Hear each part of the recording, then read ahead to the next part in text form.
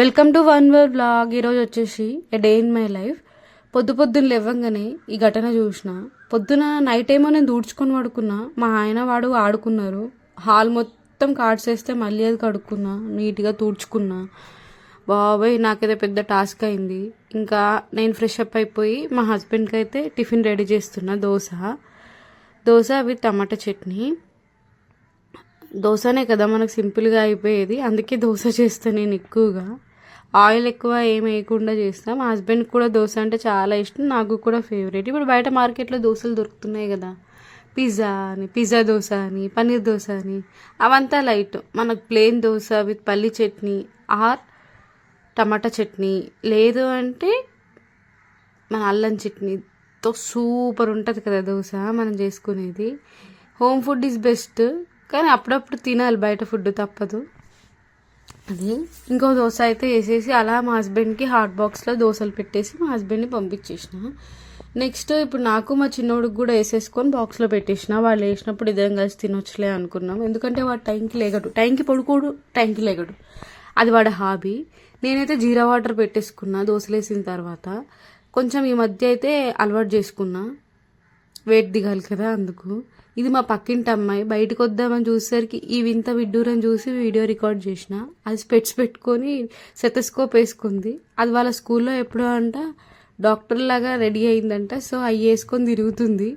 మా గోడ మీద నిల్చొని చాచి అని పిలుస్తుంది. బయట చూసారా వెదర్? మా ఇంటి దగ్గర ఎంత బాగుందో, కూల్గా వర్షం పడ్డది. మొత్తం గ్రీనరీ కదా, సో పక్షులు, కోయిలలు ఎంత మంచిగా పాడుతున్నాయంటే అంత బాగుందని. అందుకే ఇంకా మా చిన్నోడు లెగలేదని నేను ఒక్కదాన్ని కూర్చుండిపోయినా. పక్కింటి పాప చాచీ నేను రానా అంటే రావే అన్న. దానికేమో తెలుగు రాదు, నాకేమో హిందీ రాదు. ఇద్దరమే. అలా మా చిన్నోడు ఏడవగానే వాడిని బయటికి తీసుకొని వచ్చేసిన.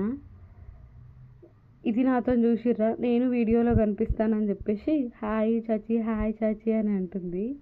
దాన్ని చెప్పుకుంటుంది, నా పేరు లక్కీ అని చెప్పేసి చెప్తుంది. నాకే అర్థం కాలేదు అది చెప్పేది, అలా చెప్తుంది. నాకు హిందీ అంత ఎక్కువగా రాదు. ఇగో వీడు చూడండి ఎలా చేస్తున్నాడో, బుల్లికింకరుడు. లేవడంగానే ఏడుపు పట్టేసుకుంటాడు. లేవగానే అమ్మ అమ్మ అమ్మ అని. వాళ్ళ డాడీ లేరు కాబట్టి ఇంకా నేనే బుక్ అయిపోతా. డ్యూటీకి వెళ్ళిపోయారు వాళ్ళ డాడీకి బాక్స్ పెట్టిచ్చేస్తే. ఇంకా మధ్యాహ్నం వరకు నేనే పడాలి వీడితోని. వాళ్ళ నాన్న రాగానే ఇంకా వాళ్ళ నాన్న దగ్గరికి వెళ్ళిపోతాడు వీడు. చూడండి ఎట్లా చూస్తున్నాడో క్యూట్గా. ఎంత క్యూట్గా ఉంటాడో, అంత డేంజర్గా వీడు. ఆడిని చూసి మోసపోవద్దు, మంచోడు సైలెంట్ ఉంటాడు అని అనుకుంటారు. అస్సలు కాదు, ఆడు అస్సలు సైలెంట్ ఉంటాడు. నాకే తెలుసు ఆడి గురించి. లోపలికి వెళ్ళిపోదాం పద అంటున్నాడు. ఇంకా కాసేపు వాడికి కూడా ఎన్విరాన్మెంట్ బయట బాగుంటుందని చెప్పేసి అలా ఎత్తుకొని చూస్తున్నాడు, ఫోన్ ఎలా చూస్తున్నాడు. కాసేపు అయితే అలా టైం గడిపేసినాం బయట. కిందిదైతే డ్యాన్స్ చేస్తుంది. అది ఎక్కువగా మన ఇంట్లోనే ఉంటుంది. దానికి మన తెలుగు ఫుడ్ అంటే బాగా ఇష్టం. నాకు మాత్రం వాళ్ళ ఫుడ్ నచ్చదు, ఎందుకంటే వాళ్ళు ఆవాల నూనెతో చేసుకుంటారు. వాళ్ళు ఏమైనా కర్రీస్ వండినా కూడా నేను తీసుకురా నేను తినను. ఇంకా లోపలికి వచ్చేసి మా చిన్నోడికైతే దోశ పెట్టేసిన. వాడే తింటున్నాడు. వాడు తిననప్పుడు నేను తినిపిస్తాను. అలా చిన్నగా కాటన్ పెట్టేస్తే తింటాడు. వాడు తినకపోతే ఖచ్చితంగా నేను బలవంతంగా పెట్టాల్సిందే. మోస్ట్లీ వాడు టిఫిన్స్ ఎక్కువగా తింటాడు కాబట్టి ఇబ్బంది ఉండదు. రైస్ అయితే ఇబ్బంది చేస్తాడు. వీడు పనులన్నీ ఇంతే. అల్లరి చేయడం, అక్కడిక్కడ అన్ని వస్తువులు దాయడము, అన్నీ ఇవే చేస్తాడు వీడు. పెద్ద తలకాయ అయింది నాకు వీడితోని. ఒక్కదాన్నే కదా చూసుకోవాలి. అమ్మ వాళ్ళేమో అక్కడ, అత్తమ్మ వాళ్ళేమో రాజమండ్రిలో ఉంటారు. సో నేను మా హస్బెండే వీడిని చూసుకోవాలి. మా హస్బెండ్ డ్యూటీకి వెళ్ళిపోతే ఇంకా నాకే వీడితోని బాగా ఇబ్బంది. గిన్నెలు తోమనివ్వడు, ఇల్లు తుడవనివ్వడు. అన్నిట్లలోకి నేను అంటే వస్తాడు మధ్యలోకి. అక్కడ స్పేస్ ఉండదు, బట్ వీడు క్రియేట్ చేసుకుంటాడు ఆ పని చేయడానికి. గిన్నెలు కడిగేటప్పుడు అయితే బాబోయ్, సబ్బు ముడితేనేమో సబ్బు తీసేస్తాడు, సబ్బు తీసేసుకుంటేనేమో జగ్గు పట్టుకుంటేనేమో పైప్ పట్టుకుంటాడు. ఎన్ని పడతాడో అసలు బాబోయ్, నాకు పెద్ద టార్చరే వీడితోని. వీడు పడుకున్నప్పుడే ప్రశాంతంగా ఉంటుంది. లంచ్లోకి అయితే నేను వెజ్ కుష్కా అంటారు కదా, కుష్కా రైస్, ప్లెయిన్ రైస్. ఇది వెజ్ లవర్స్కి. ఎప్పుడు పన్నీర్ బిర్యానీ, మష్రూమ్ బిర్యానీ అవన్నీ తిని బోరు కొడితే ఎప్పుడైనా ఇలా చేసుకోండి. ప్లెయిన్గా తిన్నా బాగుంటుంది. రైతాతోని, ఎగ్ కర్రీతోని, చికెన్ కర్రీతోని, ఎలా తిన్నా బాగుంటుంది. నాన్ వెజ్ వాళ్ళకు వెజ్ వాళ్ళకి ఇద్దరికీ బాగుంటుంది ఈ రైస్. సింపుల్ ఉంటుంది. రెండు టమాటాలు, ఒక పెద్ద సైజు ఉల్లిపాయ, ఒక 4 పచ్చిమిర్చి, 2 బిర్యానీ ఆకులు, ఒక మరాఠీ మొగ్గ. మేము ఘాటు ఎక్కువ తినం కాబట్టి, మా చిన్నోడు మా ఆయన ఎక్కువ తినరు కాబట్టి నేను తక్కువగానే వేస్తాను. ఒక లవంగం, ఒక యాలక్కాయ, కొంచెం దాల్చిన చెక్క, కొన్ని మిరియాలు, ఆయిల్ వేసేసుకొని నేను చెప్పినవన్నీ వేసేసుకోండి. పచ్చిమిర్చి, ఆనియన్ అన్నీ అవి మంచిగా వేగాల, కొంచెం గోల్డ్ కలరే రావాలా. తర్వాత అల్లం పేస్ట్ వేసుకోండి 1/2 స్పూను. మీరు రైస్ క్వాంటిటీని బట్టి ఇవి పెంచుకోవడం తగ్గించుకోండి. నేనైతే 2 గ్లాసెస్ రైస్ తీసుకున్నా కాబట్టి 2 టమాటాస్ తీసుకున్నా కుష్కా రైస్కి. తర్వాత అల్లం పేస్ట్ పచ్చివాసన పోయిందాక వేపుకొని, కరివేపాకు ఉంటుంది కదా, నీట్గా కడిగేసుకొని కరివేపాకు వేసుకోండి. మాకు ఇక్కడ కరివేపాకు ఎక్కువ దొరకదు, సో దొరికిన దాంతో అడ్జస్ట్ అయిపోవాలి. తర్వాత పసుపు వేసుకోండి.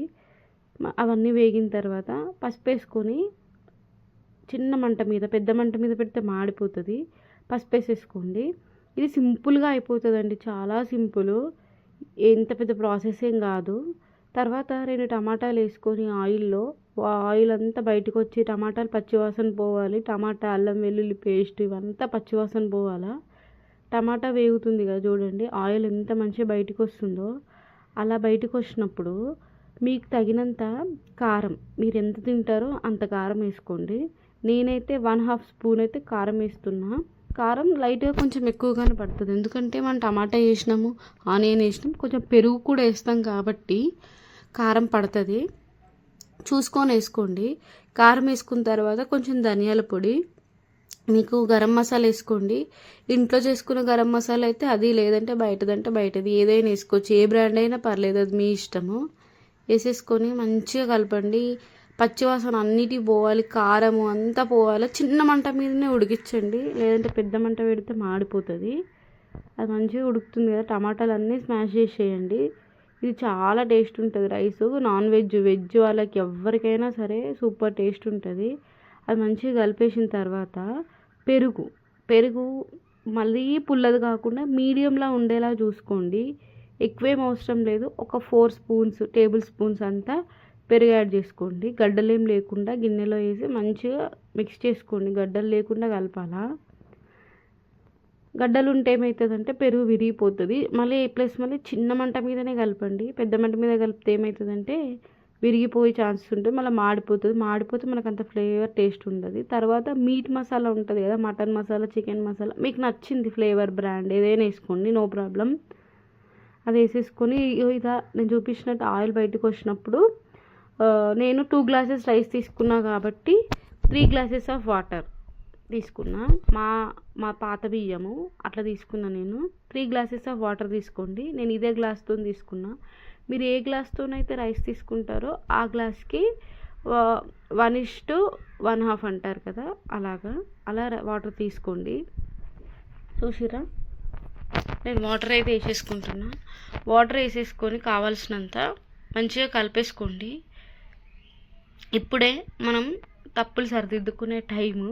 అంటే టేస్ట్, ఉప్పు కారం ఏమైనా తగ్గినాయా అని టేస్ట్ చూసుకోండి. రైస్ వేసుకున్న తర్వాత మనం చూడలేము. మంచిగా టేస్ట్ చూసేసుకొని మూత పెట్టేసుకోండి. మరుగుతుంది కదా, మరిగినప్పుడు కొంచెం వాటర్ తీసుకొని మళ్ళీ కావాలంటే ఇప్పుడైనా సరే టేస్ట్ చూడొచ్చు. ఈ స్టేజ్లో కూడా టేస్ట్ చూడొచ్చు. నేనైతే ఈ స్టేజ్లోనే చూస్తాను, ఎందుకంటే కొంచెం ఉడికిన తర్వాత ఫ్లేవర్ తెలుస్తుంది మనకి. నాకైతే కొంచెం లిటిల్ బిట్ ఆఫ్ సాల్ట్ పడుతుంది అనిపించింది, సో నేనైతే సాల్ట్ వేసేసుకున్నా. సాల్ట్ వేసేసుకుని వాటర్, టమాటాలు అన్నీ కలిపి మంచిగా మరగాలి. అప్పుడు మనం నానబెట్టుకున్నాం ఒక గంట ముందు రైస్ నానబెట్టుకోండి, అంతకన్నా ఎక్కువ ఏం అవసరం లేదు. వాటర్ ఏం లేకుండా బియ్యాన్ని మంచిగా వాటర్ పడేసి పొడి బియ్యాన్ని, తడివేసిన బియ్యాన్ని వేసేయండి. ఒక మిక్స్ ఇచ్చేయండి, మూత పెట్టేసేయండి. ఒక 5-10 మినిట్స్ మూత పెట్టండి. తర్వాత మూత తీసేసి చూస్తే ఉడుకుతుంది కదా, అప్పుడు మళ్ళీ చిన్న మంట మీద పెట్టేసుకొని, మీడియం మంట మీద పెట్టేసుకొని మళ్ళీ ఒకసారి కలపండి. చూడండి ఒకసారి ఎట్లుందో, ఉడుకుతుంది కదా, వాటర్ కూడా తగ్గిపోయినాయి మనకు. ఒకసారి కలపండి. కలర్ కలర్ లేదనుకోద్దు, కలర్ వస్తూ ఉంటుంది, మెల్లిగా వస్తుంది. ఉడికే కొద్దీ ఆయిల్ అంతా బయటకు వస్తుంది. మళ్ళీ ఒకసారి మూత పెట్టేయండి. ఇప్పుడు మళ్ళీ ఒక 5 minutes తర్వాత మూత తీసి చూసిరా మన రైస్ ఎట్లుందో, వావ్ అనాల్సిందే కదా, అంత టేస్ట్ ఉంటుంది. టేస్ట్ అయితే సూపర్ అండి. టేస్ట్ అయితే చూసుకొని అవసరమే లేదు మనకి. ఇలా వాటర్ అని ఇనికిపోయినప్పుడు మొత్తానికే లోగా పెట్టేసి మూత పెట్టేసేయండి. ఒకసారి చూడండి ఎలా అయిందో. మన రైస్ రెడీ, కుష్కా రైస్ రెడీ అయిపోయింది. సింపుల్గా మేమైతే రైతాతో తినేసినాం, ఎంజాయ్ చేసినాము. నైట్ కూడా మిగిలితే ఇదే తినేసినాం. అంత బాగుంటుంది కుష్కా రైస్. చూసేయండి ఒకసారి ట్రై చేసేయండి, చూసి ట్రై చేయండి కంపల్సరీ.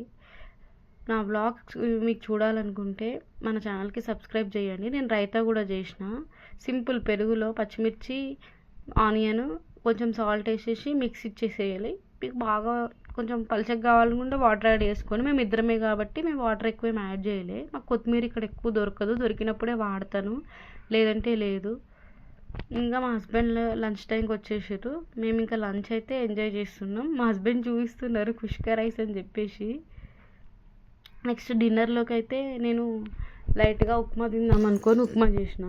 సండే రోజు మా హస్బెండ్ ఎర్లీ మార్నింగ్ 4కి డ్యూటీకి వెళ్తారు.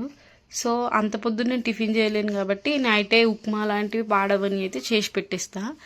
మంచిగా మనం ఒక గ్లాస్ అయితే నేను రవ్వ తీసుకొని ఒక గిన్నెలో వేసుకొని మంచిగా మిక్స్ చేసుకోండి. చిన్న మీడియం మంట మీద మంచి వాసన వచ్చేదాకా కుక్ చేసుకున్న తర్వాత పక్కన పెట్టుకోండి. నాలాగా మీరు పొరపాటు చేయొద్దు. ఫస్ట్ ఒక దాంట్లోనే రవ్వ వేయించుకొని అందులోనే వండుకోండి. నేను రవ్వ వేయించడం మర్చిపోయాను. ఈ తాలింపు పెట్టిన తర్వాత రవ్వ వేయించాను. సో అందుకే 2 గిన్నెలు అయినాయి. నాలాగా 2 గిన్నెలు చేసుకొని మళ్ళీ తోముకోవడానికి ఇబ్బంది పడొద్దు. ఆయిల్ వేసుకోండి. ఆయిల్ వేసుకొని ఆవాలు, జీలకర్ర, పల్లీలు, శనగపప్పు వేగిన తర్వాత ఆనియన్ వేయండి. ముందే ఆనియన్ వేసేస్తే పల్లీలు వేగవు, పచ్చివాసన వస్తాయి. వాటికంటూ ముందే టైం ఇవ్వాలి వేగడానికి. ఆనియన్ వేసిన తర్వాత పచ్చిమిర్చి వేసేయండి. అవన్నీ మంచిగా వేగాల, పచ్చివాసన కొంచెం పోవాలి. ఆనియన్ మరీ ఎక్కువ మగ్గనవసరం లేదు. దీంట్లో అక్కడక్కడ తగులుతేనే పచ్చిగా బాగుంటుంది.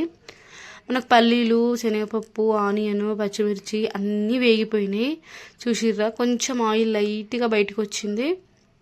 ఈ చిన్న మంట పెట్టుకోండి. ఈ స్టేజ్లో మనం ఏం చేసుకోవాలనంటే సాల్ట్ వేసుకోండి. సాల్ట్ వేసుకుంటే ఇంకా తొందరగా కొంచెం మెత్తబడిపోతాయి ఆనియన్స్. నేను కరివేపాకు ఏం చేస్తానంటే తర్వాత వేస్తా. అన్నీ వేసిన తర్వాత లాస్ట్లో వేస్తాయి. ఏ కర్రీకైనా ముందే వేసాను. కరివేపాకు మాడిపోతే నల్లగా అయిపోతాయి కదా, టేస్ట్ అంత బాగోదు. అందుకే నేను ఆనియన్ వేసిన తర్వాత అన్నీ వేగిన తర్వాత కరివేపాకు వేస్తా. కరివేపాకు వేసిన తర్వాత ఇంకేముంది, మనం వాటర్ వేసేసుకోవడమే. 1:1.5 వాటరు. ఒక గ్లాస్కి 1.5. నేను పొడిగా చేస్తున్నా. పొడిగా వద్దు, మాకు మెత్తగా కావాలని అనుకుంటే 2.5 వేసుకోండి.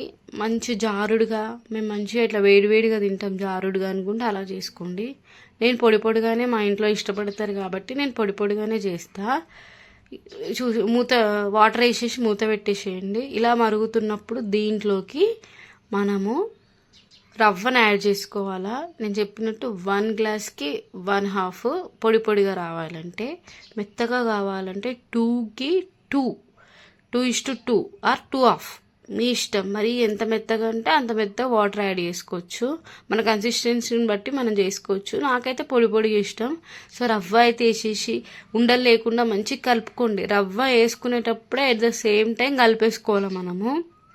ఓకేనా? బ్యాచిలర్స్ కానీ, హౌస్ వైఫ్స్కి, పిల్లలు ఉన్న వాళ్ళకి, వర్కింగ్ చేసే ఉమెన్స్కి అందరికీ సూపర్గా టిఫిన్ ఈజీగా అయిపోతాయి. చాలామంది ఉప్మా ఇష్టపడ్డారు, బట్ ఈ వేలో చేసుకోండి. ఎవరైనా ఉప్మా ఈజీగా ఇష్టంగా తింటారు. అంత టేస్టీ ఉంటుంది. ఆవకాయతో కానీ, పల్లి చట్నీతో కానీ అలానే తినేసిన బాగుంటుంది. మా హస్బెండ్ అయితే ప్లెయిన్గానే తింటారు. ఇంకా నైట్ కొంచెం తినేసి ఇంకా మిగిలింది మా హస్బెండ్కి అయితే బాక్స్ పెట్టేస్తాను నేను. మేము మోస్ట్లీ నైట్స్ టిఫిన్సే ఇష్టపడతాం. అన్ని పూటలు రైస్ అంటే తినలేం. ఇంకా మేము సర్వ్ చేసుకునే టైం వచ్చేసింది.